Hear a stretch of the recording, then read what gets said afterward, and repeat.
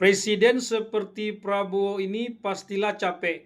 Ingin bertemu Megawati saja tak bisa, harus menunggu lama pula. Itu pun belum tentu bisa. Bisa pun sudah diklaim aneh-aneh. Megawati pula yang di atas, yang hebat. Setelah Hasto menjadi tersangka pula. Seolah-olah status tersangka Hasto hanya bisa lepas kalau mau bertemu dengan Prabowo. Prabowo pula yang terkena getahnya. Apa tak capek? Sejak awal Prabowo tak mau kasus hukum bermuatan politis. Hubungan yang baik dengan Jokowi harus tetap dijaga pula. Tapi anehnya, banyak orang justru menginginkan hubungan itu rusak. Kalau di dunia maya, bukan lagi banyak orang melainkan sudah seperti satu republik pula. Jokowi bukan lagi layaknya penyakit, tapi sudah semacam virus yang mematikan. Baju batik Sri Sultan saat menyambut kedatangan Jokowi dianggap pula sebagai baju batik tolak bala. Terus terang, saya tak paham itu. Hubungan yang baik ingin dirusak justru dengan alasan kebaikan. Aneh, sementara hubungan yang sebetulnya tidak baik harus dianggap baik bahkan sangat bersejarah. Apa tak capek Prabowo bawa-bawa nasi goreng pula, nasi bersisa yang bagi kelas bawah agar tak mubazir lalu digoreng dipanaskan agar tetap enak dimakan. Tiba-tiba saja jadi menu kelas atas pertemuan antar presiden yang paling dinantikan. Entahlah gunanya buat apa. Pertemuan antara Megawati dan Prabowo tak ada hubungannya dengan Jokowi. Benar juga, tapi sama sekali tak ada hubungan, sementara pihak Megawati selalu saja menghajar Jokowi, bahkan oleh Megawati sendiri bagaimana tak ada hubungannya. Prabowo juga tak akan tiba-tiba saja mencair dengan Megawati, lalu tiba-tiba saja membeku juga dengan Jokowi. Hubungan Prabowo dan Megawati tak selamanya juga berjalan mulus. Segala hormat saya pada Bung Ade Armando, Pak Jokowi ini lagi nggak diajak ini dalam topik ini gitu loh. Kenapa dibawa terus sih? Kita hari ini fokusnya adalah bagaimana Bu Mega dan Pak Prabowo ini dalam konteks merajut hubungan, apalagi menindaklanjuti rasa terima kasih kami pada Pak Prabowo yang meluruskan sejarah tentang Bung Karno. Poinnya di situ sebetulnya.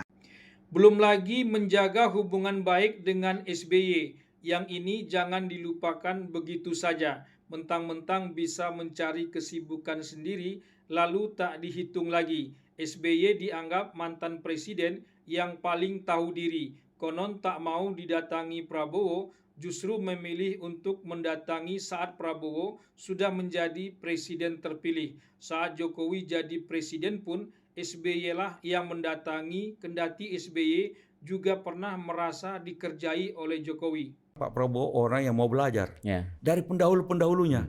Makanya dia konsultasi sama Pak Jokowi, sebenarnya pengen juga konsultasi dengan Bu Mega, konsultasi dengan Pak SBY. Dan karena dengan Pak SBY dari dulu hubungan, kalau ketemu mereka berdua itu panggilan masa kecil. Satu bilang wo, satu bilang. Jadi sangat cair sekali, dan apa namanya yang ribut-ribut urusan undang-undang pemilu dan segala macam di parlemen dan orang demo segala macam kan. Justru Pak SBY yang minta ketemu sama Pak Prabowo. Begitu Pak SBY minta ketemu Pak Prabowo bilang, santai saya ke Cikias. Pak SBY bilang, jangan ke Cikias, nanti saya ke sini, sudah jadi presiden elek. Pertemuan antara SBY dan Prabowo pastilah sangat menarik.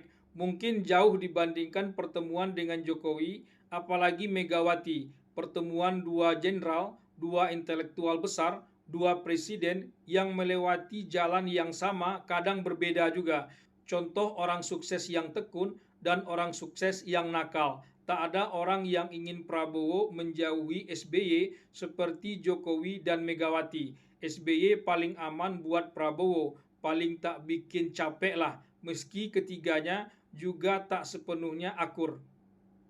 Menurut Derajat Wibowo di podcast Gaspol Kompas, bahwa saat ini dan ke depan politik kita akan ditentukan oleh hubungan Presiden Prabowo dengan para mantan presiden, yakni Jokowi, Megawati, dan SBY. Untung kalau hubungan di antara mereka ini baik, yang akan berefek baik bagi republik ini. Kalau hubungannya buruk, maka buruk jugalah republik ini. Republik sebesar ini hanya ditentukan oleh hubungan personal antara presiden dan para mantan presiden. Alangkah kasihannya warga negara di Republik ini. Politik Indonesia sekarang itu akan banyak dipengaruhi oleh dinamika hubungan antara presiden dan para mantan presiden. Ya, karena kan Pak Prabowo sangat mendengarkan saran dari Pak SBY, ya kan, sangat mendengarkan saran dari Pak Jokowi, ya. Dan kemudian sekarang ada Bu Mega, ya akan sangat mendengarkan juga saran dari Bu Mega. Jadi dinamika antara beliau berempat ini akan lumayan banyak mewarnai politik kita di masa depan. Ditambah dengan adanya keputusan MK kan. Demi kesuksesannya, Presiden Prabowo mau mendengar dan merangkul semua pihak. Sayangnya keinginan Presiden Prabowo itu tak diikuti oleh keinginan semua pihak. Program makan bergizi gratis harus ditalangi pakai uangnya pribadi. Presiden mana pula yang mau seperti itu? Itu pun masih disalah-salahkan juga. Muncul usulan agar program itu pakai dana infak dan sedekah. Dia pula yang disalah-salahkan untuk menguras dana umat. Kalau tak sanggup, tak usah saja. Siapa pula yang tak capek kalau begitu? Tapi untung Prabowo tak pernah capek dengan orang-orang seperti itu. Anjing menggonggong, kafilah berlalu.